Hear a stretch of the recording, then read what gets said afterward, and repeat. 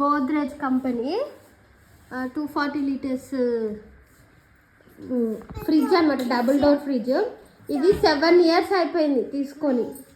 అయితే ఈ ఫ్రిడ్జ్ కొనడానికి ఫ్రిడ్జ్ తెస్తేనే నేను అన్నం తింటా అనేసి అప్పుడు 2 రోజులు అన్నం తినకుండా ఫ్రిడ్జ్ తెప్పించుకున్నాం అనమాట.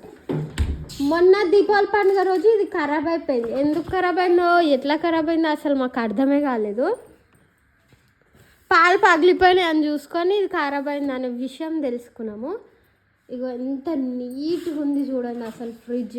7 ఇయర్స్ యూజ్ చేస్తే ఇంత నీట్ మెయింటెనెన్స్ ఎవరైనా చేస్తారా చూడండి.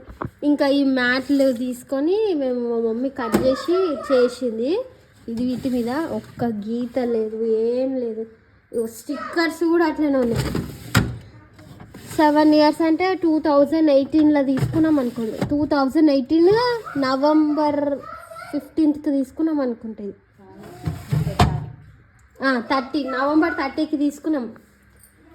అయితే ఇప్పుడు ఎక్స్చేంజ్లో కొత్త ఫ్రిడ్జ్ బుక్ చేసినాము నిన్న పోయి. అది ఇప్పుడు వస్తుంది.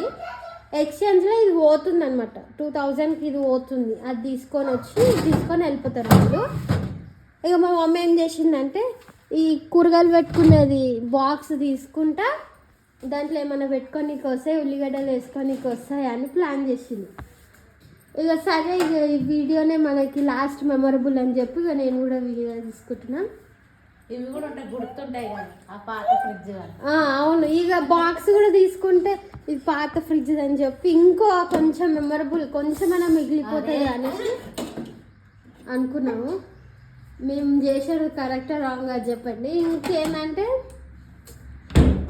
ఈ ఫ్రిడ్జ్ మెయింటెనెన్స్ ఎట్లుందా అనేది కూడా కామెంట్ చేసి చెప్పండి. బాయ్, అందరికీ లైక్ చేసి కామెంట్ చేయండి, సబ్స్క్రైబ్ చేసుకోండి. మిస్ అయిపోతున్నాం ఫ్రిడ్జ్ని ఇప్పటి నుంచి.